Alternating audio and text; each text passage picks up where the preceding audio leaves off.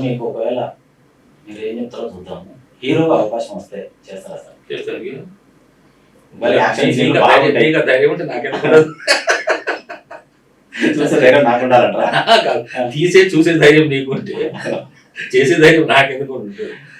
అయితే హీరో అంటే అది కూడా నాకు ఒక కోరిక తీర్చిడు బాస్. రీసెంట్గా ఒక సినిమా చేస్తున్నా. సినిమా పేరు సిఐ భారతి. ఓకే. ఇందాక మనం అనుకున్నప్పుడు ఏమేమి చేస్తున్నప్పుడు అది నాకు గుర్తురాలేదు. సినిమా పేరు సిఐ భారతి. ఆ డైరెక్టర్ గారు ఎంత సహృదయుడు నా విషయంలో అంటే నాకు డేట్ పెట్టిండు ఆయన. ఓకే. అంటే విత్ హీరోయిన్. ఎస్, నా వైఫ్ క్యారెక్టర్. మేమిద్దరం ఓల్డ్ ఏజ్. ఆయన డ్రీమ్ చూడండి, కూతుర్ని డ్రీమ్లోకి తీసుకెళ్ళాడు. కూతుర్ని డ్రీమ్లోకి తీసుకెళ్ళి మా అమ్మ నాన్న అనుకుంటారు. అప్పుడు మా సాంగ్ పడుతుంది. ఓకే. ఫ్లాష్ బ్యాక్ లో మీరు వచ్చేస్తాం. సాంగ్ పిక్చరైజేషన్ అయింది. ఓకే. అది కూడా సెప్టెంబర్ అక్టోబర్ రిలీజ్ అవుతుంది. సినిమా పేరు సిఐ భారతి. నాకేంటి క్యారెక్టర్, నా దాంట్లో 2-3 గెటప్ చేశారు. ఓకే.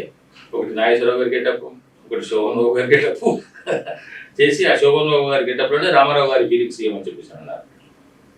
కంప్లీట్ ఒక పాట 3 minutes 19 seconds. Okay. 3 minutes 19 seconds song picturization చేశారు. 2 days చేశారు. 2 days. ఇక్కడ నుంచి మన శంషాబాద్ గారు.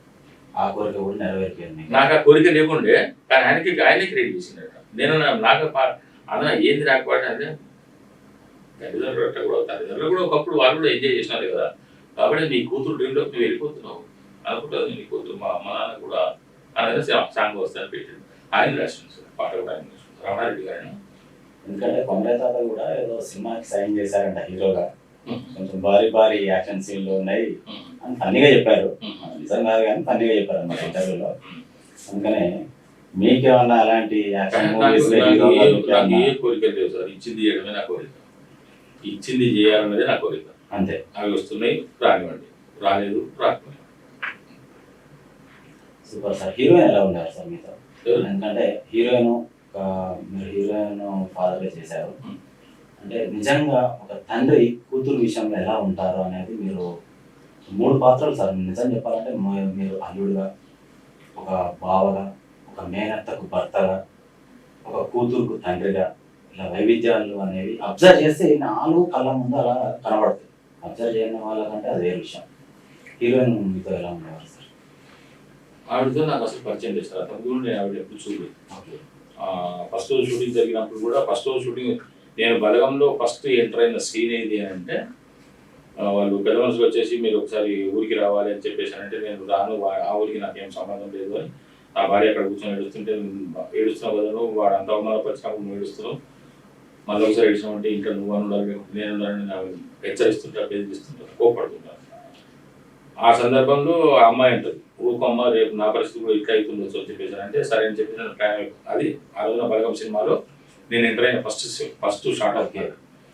మరి వాళ్ళిద్దరూ అంతకుముందు చేశారో తెలియదు. నేను మాత్రం వాళ్ళని ఆ రోజు చూడటం. ఆ అమ్మాయి మాట్లాడలేదు, నేను మాట్లాడలేదు, ఆమె మాట్లాడలేదు, నేను మాట్లాడలేదు. ఎవరికి వాళ్ళే అంటే గంగోత్రిలో చిన్నప్పుడు చైల్డ్ ఆర్టిస్ట్ చేశారన్న విషయం అని తెలియదు. నా షూట్లో కూడా తెలియదు. తర్వాత ఎప్పుడు తెలిసి ఓకే ఎవరు ఈవిడ ఎవరు అంటే ఆమె ఎవరు ఈమె ఎవరు అని అడుగుతుంటే అప్పుడు తెలిసింది. దిల్రాజు సార్ మీతో ఎలా ఉండేవారు సార్? నేను ఆయన చూడలేదు ఎప్పుడు. షూట్లో కానీ బయట కానీ నేను ఎప్పుడు చూడలేదు. ఈ సినిమా తయారైపోయిన తర్వాత రిలీజ్కి ఇంకొక 3 రోజుల ముందు 4 రోజుల ముందు అప్పటికి మాకు డేట్ తెలియదు. ఇంకా March 2nd రిలీజ్ అవుతున్న సంగతి కూడా మాకు తెలియదు ఈ సినిమా.